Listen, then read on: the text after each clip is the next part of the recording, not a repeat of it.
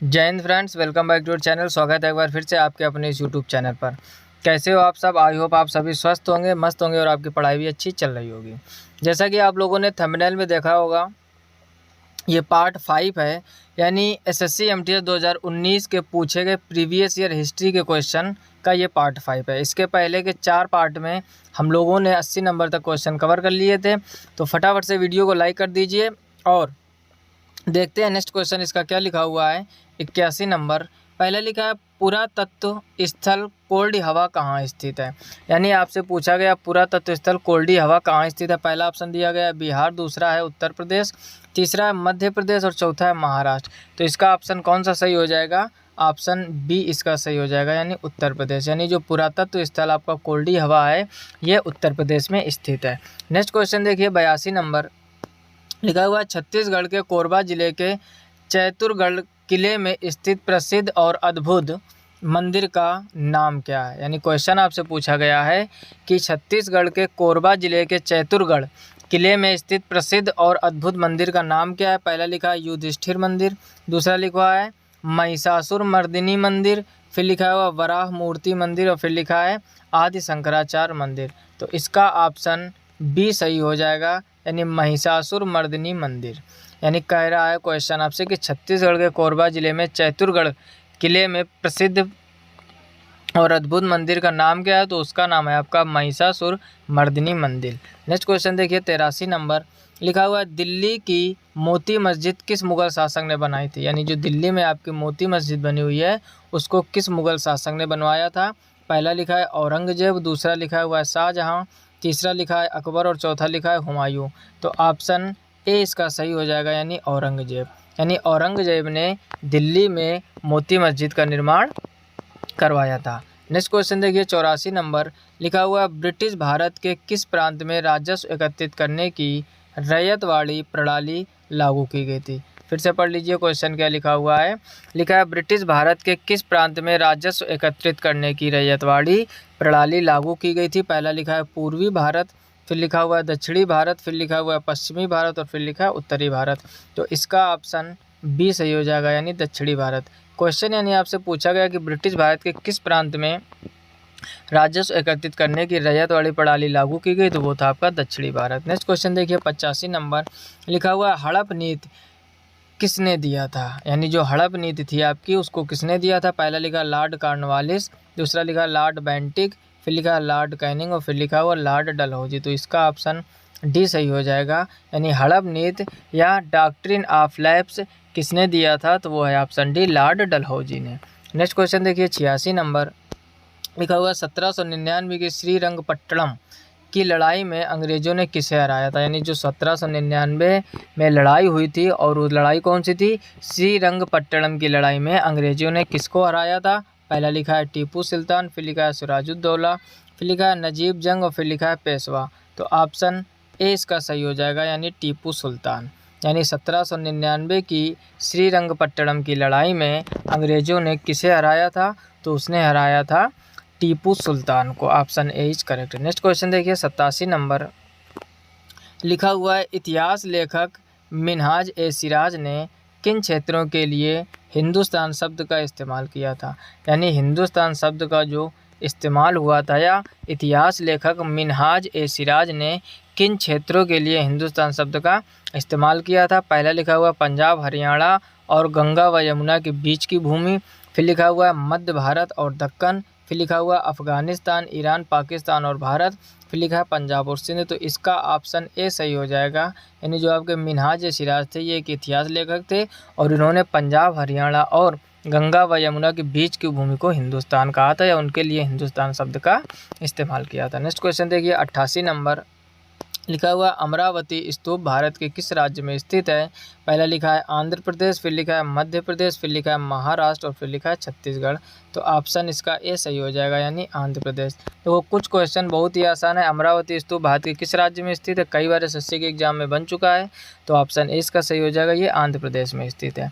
Next question देखिए, 89 number लिखा हुआ है, भारत में सविनय अवज्ञा आंदोलन की शुरुआत किसने की थी। यानी भारत में जो सविनय अवज्ञा आंदोलन था उसकी शुरुआत किसने की थी। पहला लिखा है चेम्स फोर्ड, फिर लिखा है एनी बेसेंट और बाल गंगाधर तिलक, फिर लिखा है विलियम बेडनबर्न और फिर लिखा है महात्मा गांधी। तो ऑप्शन डी इसका सही हो जाएगा, यानी महात्मा गांधी। यानी भारत में सविनय अवज्ञा आंदोलन की शुरुआत किसने की थी? तो वो की थी महात्मा गांधी ने। नेक्स्ट क्वेश्चन देखिए 90 नंबर। 90 नंबर में क्या लिखा हुआ है? लिखा है किस राज्य में भगवान महावीर का जन्म हुआ था? यानी जो भगवान महावीर हैं इनका जन्म किस राज्य में हुआ था? पहला लिखा है कर्नाटक, फिर लिखा है महाराष्ट्र, फिर लिखा है गुजरात और फिर लिखा है बिहार।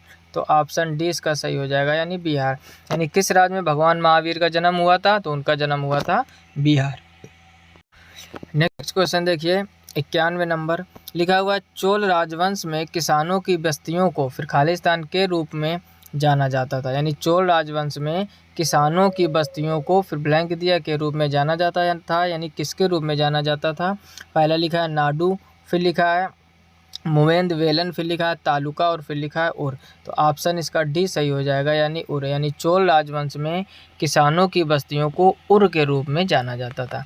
नेक्स्ट क्वेश्चन देखिए 92 नंबर। लिखा हुआ हिंद स्वराज फिर ब्लैंक दिया द्वारा लिखी गई थी। यानी हिंद स्वराज जो है वो किसके द्वारा लिखी गई थी? पहला लिखा है मोहनदास करमचंद गांधी, फिर लिखा है वल्लभ भाई पटेल, फिर लिखा है डॉक्टर BR अम्बेडकर यानी भीमराव अम्बेडकर और फिर लिखा है जवाहरलाल नेहरू। तो ऑप्शन इसका ए सही हो जाएगा, मोहनदास करमचंद गांधी। यानी हिंद स्वराज किसके द्वारा लिखी गई थी? तो हिंद स्वराज मोहनदास करमचंद गांधी द्वारा लिखी गई थी। नेक्स्ट क्वेश्चन देखिए 93 नंबर। क्या लिखा हुआ? खिलाफत समिति का गठन अली बंधुओं ने फिर खालिस्तान में किया था। यानी खिलाफत समिति का गठन कब किया गया था? पहला लिखा है लखनऊ में 1919, फिर लिखा है कोलकाता में 1919, फिर लिखा है बॉम्बे में 1919, फिर लिखा है मद्रास में 1920। तो देखते हैं इसका ऑप्शन कौन सा सही होगा? तो इसका ऑप्शन सही होगा सी, यानी बॉम्बे में।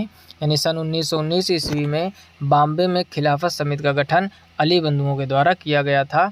या खिलाफत समिति का गठन अली बंधुओं ने सन 1919 ईस्वी में बॉम्बे में किया था। नेक्स्ट क्वेश्चन देखिए 94 नंबर। लिखा हुआ है मोठ की मस्जिद फिर खालिस्तान के शासनकाल में बनी थी। यानी जो मोठ की मस्जिद है वो किसके शासनकाल में बनी थी? पहला लिखा है औरंगजेब, फिर लिखा है अलाउद्दीन खिलजी, फिर लिखा है मोहम्मद बिन तुगलक और फिर लिखा है सिकंदर लोदी। तो मोठ की मस्जिद किसके शासनकाल में बनी थी? तो ऑप्शन इसका डी सही हो जाएगा, यानी सिकंदर लोदी। यानी सिकंदर लोदी के शासनकाल में मोठ की मस्जिद बनी थी। Option D is correct. Next question देखिए 95 नंबर। लिखा हुआ है किस मंदिर के पास चारूपल्लम विलेज ऑफ इंक्लाइन स्थित है? पहला लिखा है तिरुपति मंदिर, फिर लिखा है राज राजेश्वर मंदिर, फिर लिखा है जगन्नाथपुरी, फिर लिखा है कोणार्क मंदिर।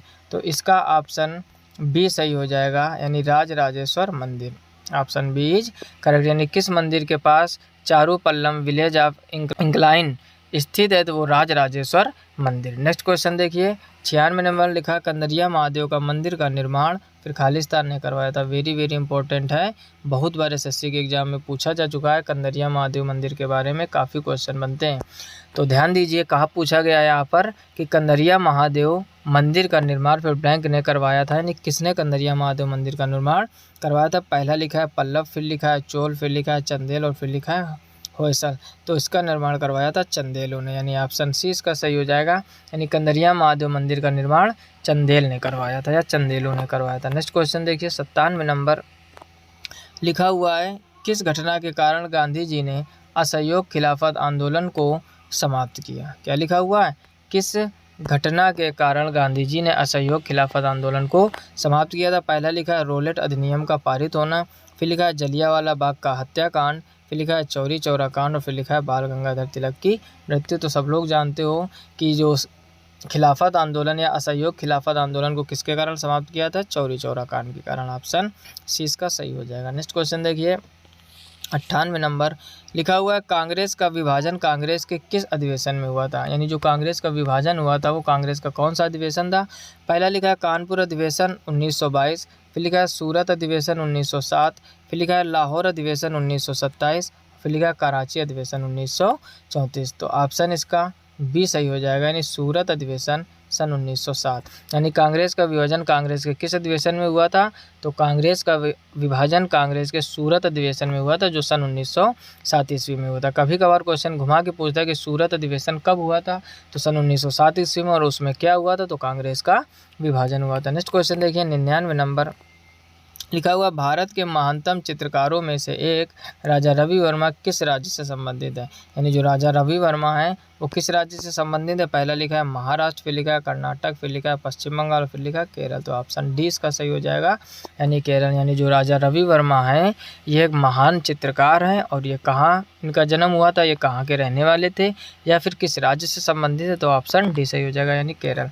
नेक्स्ट क्वेश्चन देखिए 100 नंबर।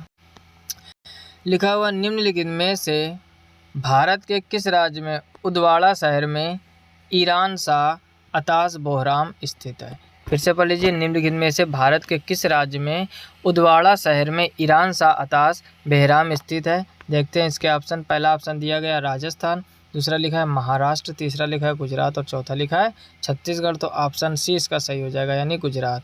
यानी पूछा गया है आपसे किस राज्य में उदवाड़ा शहर में ईरान शाह अताश बेहराम स्थित है, तो वो है आपका गुजरात। तो यहाँ तक हम लोगों ने 100 क्वेश्चन कवर कर लिए। ये एसएससी एमटीएस 2019 के प्रीवियस ईयर क्वेश्चन थे और ये था 5वां लेक्चर। इसके बाद नेक्स्ट लेक्चर यानी पार्ट 6 में हम लोग 101 नंबर से क्वेश्चन कवर करेंगे। तो फटाफट से वीडियो को अभी तक लाइक नहीं किया लाइक कर दीजिए। चैनल पर पहली बार आए हो तो चैनल को सब्सक्राइब करके नोटिफिकेशन बेल को ऑल पर जरूर सेलेक्ट कीजिए, ताकि मैं कोई भी वीडियो अपलोड करूं तो आपको सबसे पहले नोटिफिकेशन मिल जाए। और ज़्यादातर अपने दोस्तों में शेयर कीजिए, आपकी लाइक शेयरिंग से ही हमें मोटिवेशन मिलता है और आपके लिए अच्छे से अच्छे क्वेश्चनों का कलेक्शन करने का प्रयास करते हैं। मिलते हैं नेक्स्ट वीडियो में, तब तक अपना ख्याल रखिए, अच्छे से पढ़ाई करते रहिए। तब तक के लिए जय हिंद, राधे राधे।